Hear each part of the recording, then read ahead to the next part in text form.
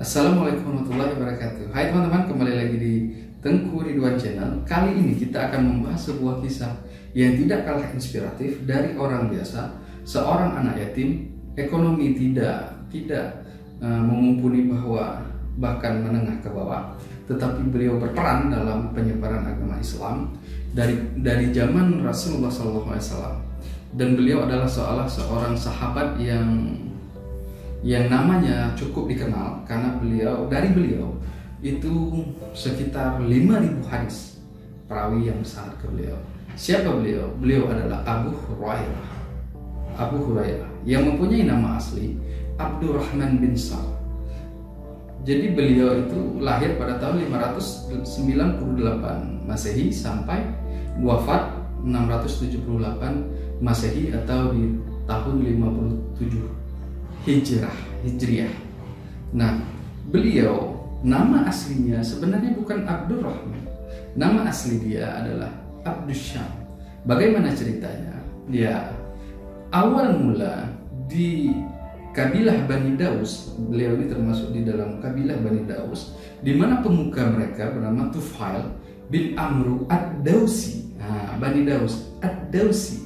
Nah, yang Tufail ini pemukanya itu mencari agama Islam, bahkan beliau melakukan perjalanan ke Mekah untuk melaksanakan seperti ritual keagamaan sebelum ada haji ya. Jadi dulu itu kan ada mereka itu ke Ka'bah, karena Ka'bah itu salah satu tempat yang sakral lah dari dulu gitu kan. Nah, jadi datang, padahal mereka sudah diingatkan oleh Bani Quraisy, yaitu jangan sekali-sekali untuk berjumpa dengan Muhammad. Nah, tapi Tufail ini enggak, hatinya keras, hatinya itu sudah tekad untuk bertemu dengan Rasulullah SAW. Singkat cerita, bertemu dia dengan Rasulullah, beliau mendengar langsung dan beliau menyatakan untuk masuk Islam. Dan setelah beliau masuk Islam, beliau pulang ke Yaman, ke Bani Daus, menceritakan itu, mendakwahkan, kalau kita bilang mendakwahkan kepada yang lain. Tetapi yang merespon hanya sedikit. Nah, di dalam sedikit itu adalah yang bernama Abu Hurairah. Dan ketika dia memeluk Islam, dia mendengar cerita tentang baginda Rasulullah SAW, begitu tertanam kerinduan di dalamnya. Tetapi beliau hanyalah orang yang ekonominya itu hanya sebatas cukup. Nah, begitu. Tapi rasa rindunya begitu luar biasa. Nah, pada tahun sekitar 7 Hijriah itu Bani Daus ini mendengar kabar bahwasanya Rasulullah SAW akan berperang ke Khaybar melawan Yahudi gitu. Berperang melawan Yahudi. Nah, Bani Daus ini memutuskan untuk ikut berperang. Jadi mereka berangkatlah ke Madinah. Nah, sesampainya di Madinah, Rasulullah SAW dan sahabat ternyata telah berangkat. Jadi mereka tertinggal. Nah, setelah mengetahui mereka tertinggal, mereka itu memutuskan untuk menyusul, langsung berangkat ke Khaybar. Tetapi tidak dengan Abu Hurairah. Mengapa? Apakah dia tidak mau? Jelas, dia sangat menginginkannya. Dia sangat ingin ketemu dengan Rasulullah SAW. Tapi kenapa dia tidak berangkat? Karena dia tidak mempunyai bekal yang cukup dan dia tidak punya kendaraan. Gitu. Betapa iba, kalau kita bilang iba ya, itu bahasanya sedih gitu. Sedih, dia tidak bisa ikut. Nah, di saat itu dia memutuskan untuk menetap di Madinah, dan keesokan harinya dia ketemu dengan salah seorang sahabat yang bernama Siba bin Urfutah al-Ghifari. Siapa beliau? Beliau adalah orang yang direkomendasikan ataupun orang yang dipilih oleh Rasulullah SAW untuk menggantikan Rasulullah SAW ketika Rasulullah pergi keluar. Nah, oleh sahabat Siba ini diberikanlah dia kendaraan dan bekal untuk menyusul ke Khaybar. Nah, beliau disusul, ketemulah dia dengan Rasulullah SAW, dan dia di situ bisa kita bilang terpesona ya bahasanya sekarang. Terpesona dia melihat Rasulullah SAW, dan di saat itu beliau mengatakan nggak pernah bosan, tidak pernah bosan melihat wajah Rasulullah SAW, karena wajahnya itu seperti bercahaya, mengeluarkan cahaya gitu. Jadi beliau itu terpesona. Nah di saat ketemu assalamualaikum, waalaikumsalam, kan? Rasulullah SAW menanyakan kepada Abu Hurairah, wahai saudaraku, siapa namamu?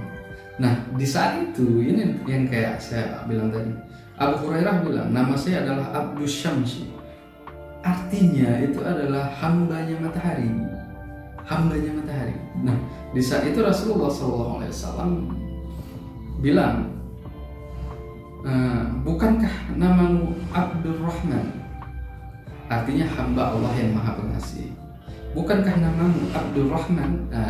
Jadi Abdurrahman itu adalah nama yang diberikan oleh Rasulullah SAW untuk Abu Hurairah. Nah, tapi nama Abu Hurairah, nama kecilnya, nama yang dipanggilkan oleh masyarakat kepada beliau itu jauh lebih melekat kepada diri beliau. Nah, singkat cerita, beliau bergabung dengan kaum muhajirin yang berhijrah dari Mekah ke Madinah. Beliau ini bukanlah orang yang ekonominya banyak ya. Jadi beliau termasuk di dalam kelompok Ahlus Suffah. Ahlus Suffah ini adalah tetangga Rasulullah SAW. Mengapa dibilang tetangga? Karena mereka tinggal di pelataran ya, di Masjid Nabawi itu pelataran gitu, masih di dalam lingkungan itu. Ada beberapa riwayat mengatakan sebanyak 40 orang. Ada satu riwayat mengatakan sebanyak 70 orang yang tinggal di situ yang dinamakan dengan Ahlus Suffah. Gitu. Dan Abu Hurairah bagaimana makan sehari-harinya gitu. Jadi mereka ini Ahlus Suffah ini gitu. Jadi di saat Rasulullah SAW mendapatkan hadiah, misalnya seperti mendapatkan susu gitu kan, satu kaleng susu ataupun beberapa liter susu, Rasulullah SAW mengambilnya sebagian dan sebagian diberikan kepada mereka yang termasuk ahlu suffah. Begitu juga dengan makanan, setiap Rasulullah SAW mendapatkan hadiah dari orang itu diberikan juga kepada mereka. Dan ketika Rasulullah SAW mendapatkan rezeki, Rasulullah selalu berbagi kepada mereka gitu. Jadi mereka itu kalau dibilang enak tanda kutip dunia, jauh, nggak ada enaknya. Tapi apa yang membuat mereka enak dan bahagia, nyaman dia, itu karena dekat dengan Rasulullah SAW. Nah, ini awal cerita. Kenapa Abu Bakar, sahabat Rasulullah SAW yang paling dekat, itu mengeluarkan ataupun meriwayatkan hadis itu hanya sekitar 142 atau 143 hadis riwayat daripada Abu Bakar.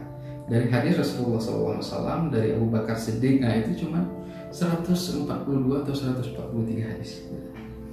Tetapi Abu Hurairah itu 5.000 lebih, banyak sekali. Dalam waktu itu sekitar 3 atau 4 tahun bersama Rasulullah SAW.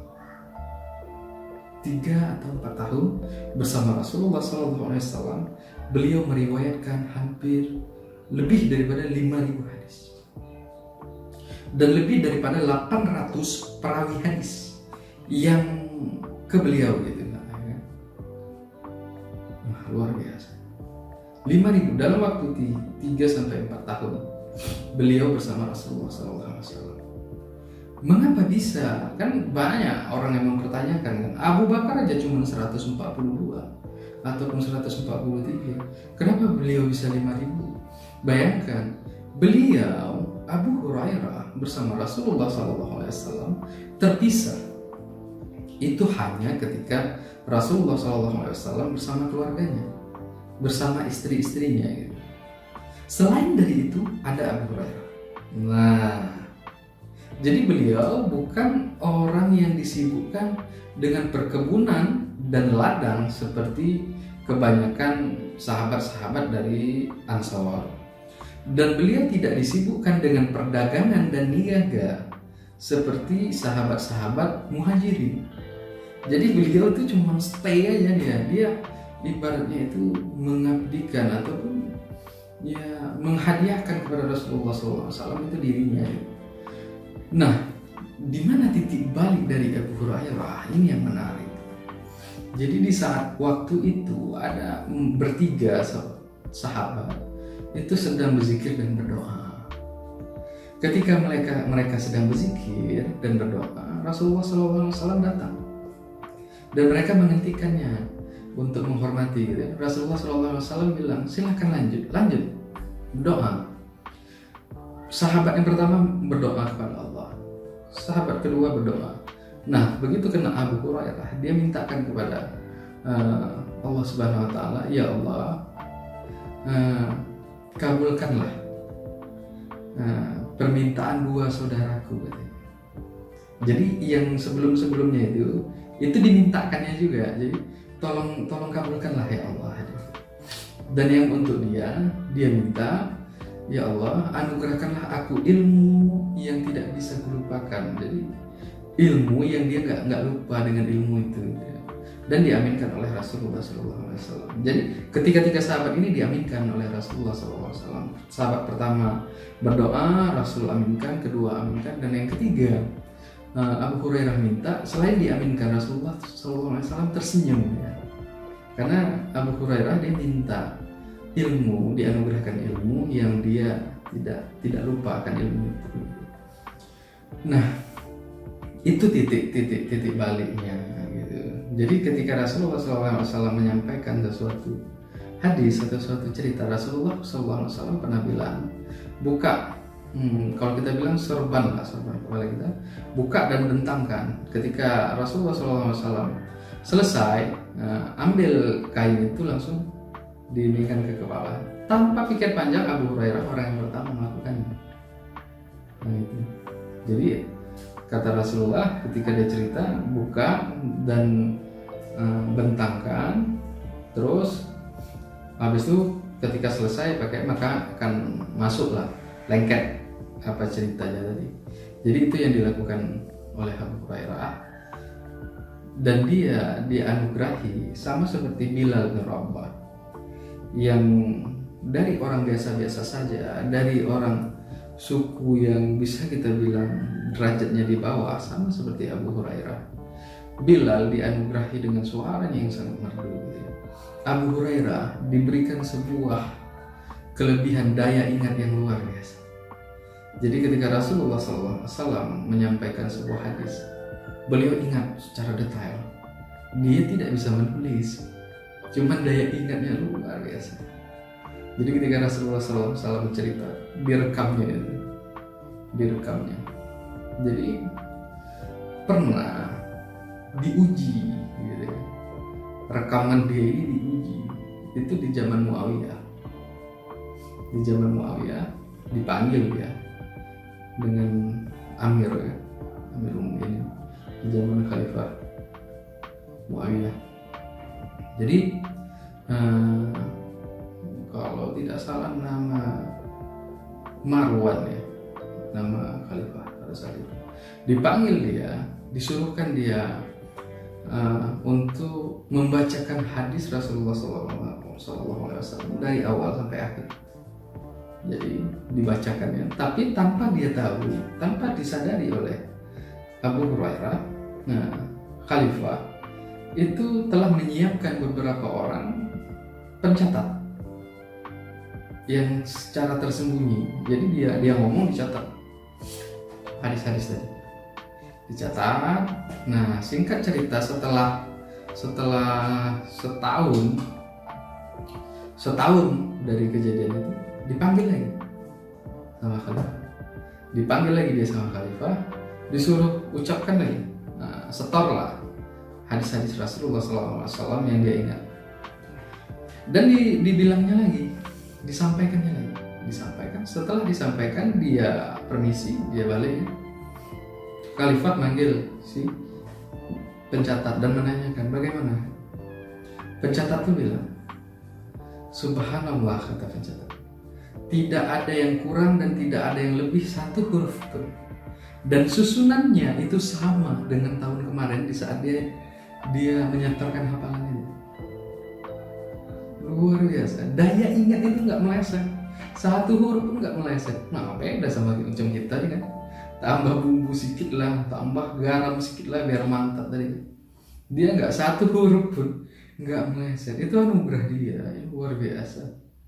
Tanpa dia mungkin banyak sekali ya. Karena beliau termasuk meriwayatkan hadis yang paling banyak. Kalau tanpa beliau, payah di zaman kita ini untuk mengenal Rasulullah SAW. Karena kita tidak hidup di zaman ini. Kita hidup dari hadis, dari Al-Qurannya.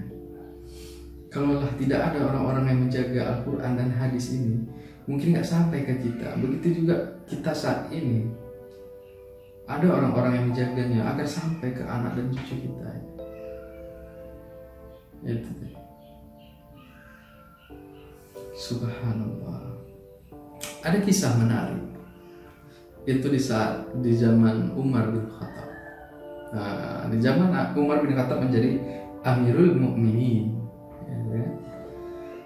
Jadi di saat Umar dia diangkat menjadi amir di daerah Bahrain. Gubernur Bahrain.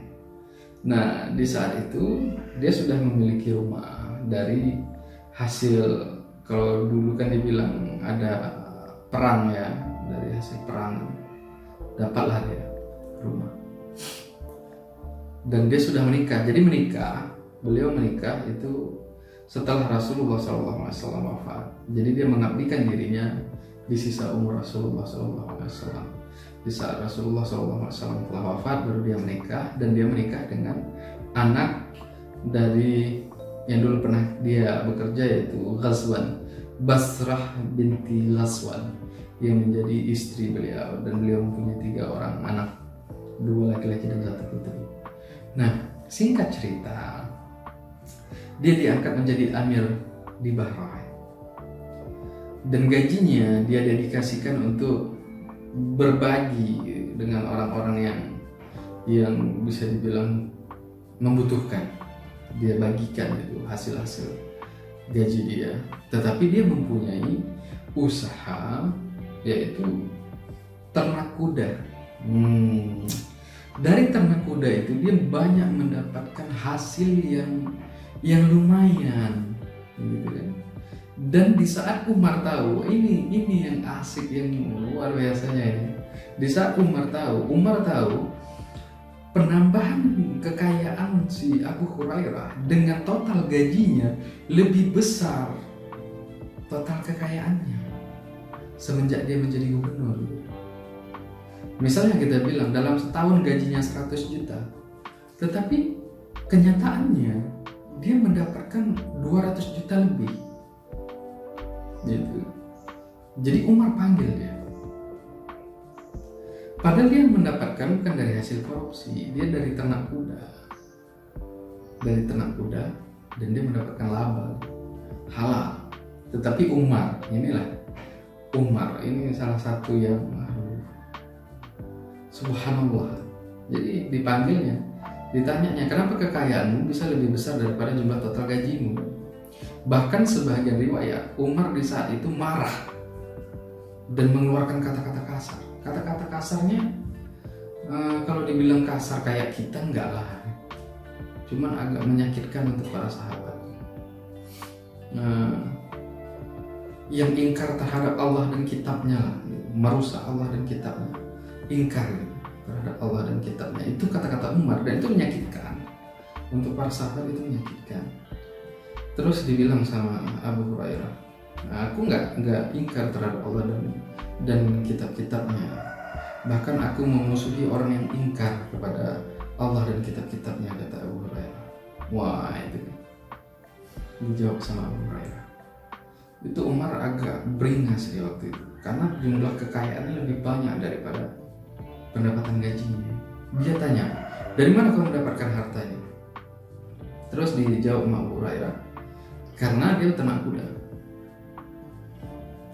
Terus dibilang sama Umar, nggak bisa, serahkan semuanya kepada Baitul Mal. Wah, ini kan bukan uang korupsi, bukan uang malak, bukan uang apa yang mengakal-ngakali gitu, bisnis. Cuman bisnis itu dilaksanakan di saat beliau menjabat menjadi gubernur. Masuk Baitul Mal. Allahu Akbar. Macam mana lah perasaan kita kalau digituin kan? Tapi inilah Umar yang membuktikan sejarah bagaimana kepemimpinan beliau pada saat itu. Jadi, dan Abu Hurairah, ini lagi yang pelajaran besar buat kita. Abu Hurairah tidak mengklarifikasi. Tidak mengklarifikasi. Begitu diperintahkan oleh Umar bin Khattab, berikan kepada Baitul Mal, dia cuma bilang iya. Subhanallah, ya Allah. Iya katanya. Nggak ada klarifikasi. Oh, aku kan dapat halal, aku ini usaha, aku bisnis.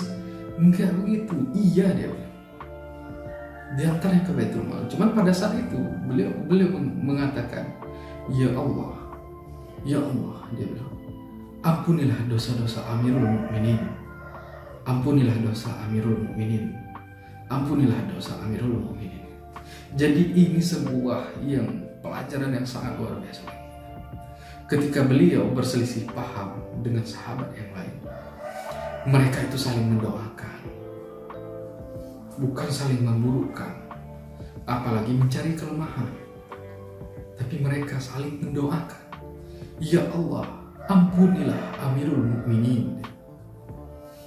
Karena perintah Umar saat itu jelas, masukkan ke dalam Baitul Mal harta kekayaan Abu Hurairah. Nah itu. Jadi setelah itu masa kepemimpinan Abu Hurairah berakhir. Umar mengutus ke daerah lain untuk menjadi amir, tetapi Abu Hurairah menolaknya dengan halus. Umar bertanya, mengapa kau tidak mau ataupun menolak menjadi amir besar? Abu Hurairah mengatakan, aku tidak ingin dihinakan, tidak ingin dihinakan atau dicela gitu, sama yang lain, dan aku tidak ingin hartaku dirampas, gitu. Dia bilang gitu. Dan aku tidak ingin punggungku itu dipukul. Jadi berat. Jadi pemimpin itu berat. Berat. Nah, apakah Abu Hurairah takut kehilangan hartanya? Tidak. Beliau zuhud. Beliau mengatakan pada waktu itu, beliau lahir dalam keadaan yatim, keadaan yang ekonominya jauh di bawah. Beliau hijrah ke Madinah juga dalam keadaan miskin, tidak membawa apa-apa. Jadi apa yang dia takutkan kalau dia nggak ada? Gitu. Tapi dia memang kurang sependapat dengan gayanya Umar tentang yang tadi itu. Tidak ada nisab, tidak ada apa, balikkan katanya. Itu. Tapi beliau itu zuhud, bukan yang suka harta. Kenapa? Karena ada pernah dites lagi selain hafalan, beliau juga pernah dites. Itu dikirimkan 1000 dinar pada saat itu ke rumahnya di zaman Khalifah Muawiyah, Bani Muawiyah. Jadi dikirimkan 1000 dinar ke rumahnya. Besoknya yang ngirim itu datang lagi dengan bilang tujuannya itu salah kirim, jadi minta balik duit itu. Jadi begitu dia assalamualaikum ketemu sama Abu Hurairah, maaf kata utusan tadi, sebenarnya yang uang kemarin itu salah kirim. Terus dia bilang sama Abu Hurairah, nah macam mana lagi, uang itu udah habis kubagi-bagikan. Enggak bermalam pun di rumahnya duit tadi, tidak bermalam di rumahnya, langsung dia kasih. Ya Allah, luar biasa. Jadi nggak sempat malam duit udah dikasihnya 1.000 dirham. Jadi dia bilang kalau aku salah memang duit itu bukan untuk aku, tapi aku udah kasih ke yang lain. Tunggulah dari Baitul Mal, nanti kan dia ada jatahnya nih. Nah potongnya dari situ, ambillah itu katanya. Nah, itu. Kalau kita masih ditanya ya kan, kalau mau dapat duit 1 M berapa mau sumbangkan? Berapa ya? 200 lah. Masih dalam khayalan aja pelit. Kalau kita gitu, masih dalam khayalan pun pelit. Kono lagi yang asli. Aduh, payah lah. Payah nak cakap katanya. Kalau kata orang Melayu itu payah nak cakap, payah lah nak ngomong kan. Nah itu lah. Seorang Abu Hurairah, seorang sahabat Rasulullah SAW yang banyak meriwayatkan hadis lebih daripada 5.000 hadis. Yang Abu Bakar sendiri itu hanya 140 atau 143 yang hadis riwayatnya dari beliau. Inilah sebuah kisah Abu Hurairah, seorang pemuda yang sangat cinta kepada Rasulullah SAW, yang masa kecilnya, masa remajanya dihabiskan dengan bekerja. Beliau yatim, ekonominya juga kurang, tapi dia begitu rindu dengan Rasulullah SAW, masuk Islam, namanya diganti menjadi Abdurrahman, dan beliau diberikan anugerah daya ingat yang luar biasa, lebih dari 5.000 hadis yang diriwayatkan dari beliau. Dan anugerah terbesar bagi beliau salah satunya yaitu ketika ibunya memeluk Islam juga, dan beliau minta pada Rasulullah SAW untuk didoakan supaya melembutkan hati ibunya sehingga ibunya juga masuk di dalam Islam, mengucapkan 2 kalimat syahadat. Dan itu begitu luar biasa. Di saat ibunya belum Islam, dia rutin mengunjungi ibunya, jadi bukan membenci ataupun menjauhi.